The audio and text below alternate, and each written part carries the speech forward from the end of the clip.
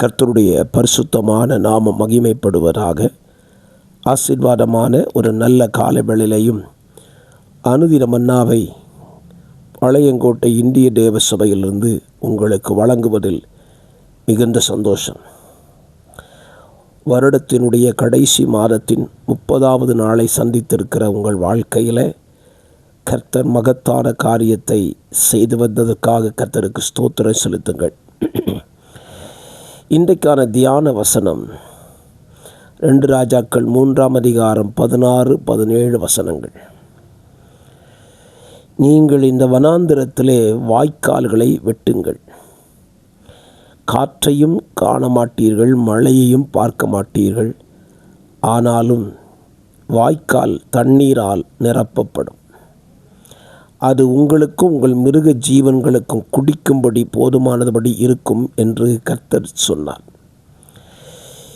இந்த வார்த்தை யாருக்கு சொல்லப்பட்டதென்றால், யோசபாத்தும் இஸ்ரவேலின் ராஜாவும் யுத்தத்துக்கு புறப்பட்டு போகும் பொழுது அவர்களுக்கும் அவர்கள் மிருக ஜீவன்களுக்கும் தண்ணீர் கிடையாமல் வனாந்தரத்தில் அலைந்த பொழுது கர்த்தருடைய தீர்க்கதரிசியாயிருந்த எலிசாவின் வாயிலிருந்து புறப்பட்ட வார்த்தை இது. இந்த வார்த்தையை நீங்கள் கவனிச்சிங்கன்னா, தண்ணி இல்லை, வனாந்தரத்தை தண்ணி வரக்கூடிய வாய்ப்பும் இல்லை. தண்ணி வரணும்னா ஒன்று மழை பெய்தால்தான் தண்ணி வரும். ஆனால் கர்த்தர் என்ன சொல்கிறார் பாருங்கள், காற்றையும் பார்க்க மாட்டீங்க, மழையையும் பார்க்க மாட்டீங்க, தண்ணி உங்களுக்கு வரும். நமக்குள்ள ஒரு கேள்வி தானே, மழை பெய்யணும்னா காற்று அடிக்கணும், காற்று தான் மழை மேகத்தை கொண்டு வரும், அப்படி வந்தால் தான் தண்ணி வரும். ஆனால் ஆண்டவர் சொல்லுகிற இந்த ரெண்டுமே உங்கள் பார்வையின்படி நடக்காது. ஆனால் நீங்கள் ஒரு காரியம் செய்யணும். நான் தண்ணி தருவேன், நீங்கள் செய்ய வேண்டிய ஒரு காரியம் இருக்குது. என்ன காரியம்? இந்த வனாந்திரத்தில் வாய்க்கால்களை வெட்டுங்கள் என்று சொன்னார். எப்போவுமே நம்ம ஆண்டவர் அவருடைய அற்புதத்திற்கு நமக்கு ஒரு வேலையை வச்சிருப்பார். அவர் அற்புதம் செய்ய வல்லவர். அவரால் வாய்க்காலை வெட்ட முடியும், தண்ணியை கொடுக்க முடியும். ஆனால் தண்ணீரை நாம் பெற்றுக்கொள்வதற்கு அவர் நம்மிடத்தில் வாய்க்காலை வெட்ட சொன்னார். பாருங்கள், லாசருவின் கல்லறைக்கு முன்னால் இயேசு நின்றுட்டு கல்லை புரட்டி தள்ளுங்கள் என்று சொல்லுகிறார். லாசருவை உயிரோடு கொண்டு வரக்கூடிய தேவன் இந்த கல்லை புரட்டி தள்ள முடியாது, அவரால் முடியும். ஆகிலும் நமக்கு ஒரு பங்கு அங்கே வைக்கிறார். எப்பொழுதுமே நம்முடைய வாழ்க்கையில் அவர் செய்கிற அற்புதத்தில் நமக்கு ஒரு பங்கை வைக்கிறார்.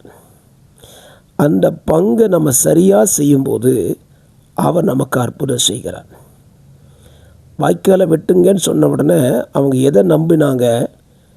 வாய்க்காலை வெட்டினா தண்ணியை அவர் தந்துடுவார்னு நம்பினாங்க. அதனால தான் வாய்க்காலை வெட்டினாங்க. வந்த ராஜாக்களும் இராணுவங்களும் எதை நம்பினார்கள்? கர்த்தருடைய தீர்க்கதரிசியின் வார்த்தையை நம்பினார்கள். நம்பி தான் வாய்க்காலை வெட்டியிருப்பான். இன்றைக்கு கால வேளையிலையும் கர்த்தர் உங்களுக்கு அற்புதம் செய்யும்படியாக உங்கள் பட்சத்தில் அவர் என்ன சொல்கிறாரோ அதை நீங்கள் செய்யுங்க. அவர் உங்களுக்கான அற்புதத்தை செய்து விடுவார். வாய்க்காலை விட்டுட்டாங்க. ராத்திரியே ஆண்டவர் ஒரு வேலை செய்கிறார். ஏதோம் தேசத்துக்கு போன தண்ணீரை திருப்பி வனாந்திரத்தில் இந்த வாய்க்காலை நிரப்பும்படி செஞ்சுட்டார் பாருங்க. அப்படியானால் இந்த காலவெளியில் இந்த வார்த்தையை உங்களோடு கூட பேசும்போது உங்களுக்கான அற்புதத்தில் உங்கள் பங்கு எது என்று கண்டுபிடியுங்கள். உங்கள் பங்கை நீங்கள் சரியாக செஞ்சிட்டிங்கன்னா அவர் பங்கை அவர் நிச்சயமாக செய்வார். மாற்று கருத்தே இல்லை. வருஷத்தின் கடைசி நாட்களில் வந்துட்டோமே அப்படின்னு நினைக்க வேண்டாம். இன்றைக்காவது உங்கள் பங்கை நீங்கள் சரிப்படுத்துங்க. கர்த்தர் உங்களுக்கான அற்புதத்தை செய்து விடுவார். பரிசுத்த பிதாவே, அன்றைக்கு அந்த ராஜாக்களுக்கு செய்த அற்புதம் இன்றைக்கு இந்த வசனத்தை கேட்கிற உங்கள் பிள்ளைகளுக்கும் எங்களுக்கும் இந்த அற்புதத்தை செய்வீராக. எங்கள் வாழ்க்கை அற்புதமாக இந்த வருஷத்தை முடிப்பதற்கு உதவி செய்யும். வார்த்தையை கேட்கிற எல்லா பிள்ளைகளையும் ஆசீர்வதிங்க. அநேகரை கேட்க உதவி செய்யுங்க. இயேசுவின் நாமத்தில் ஜெபிக்கிறோம். ஜெபம் கேளும் நல்ல பிதாவே. ஆமேன், ஆமேன்.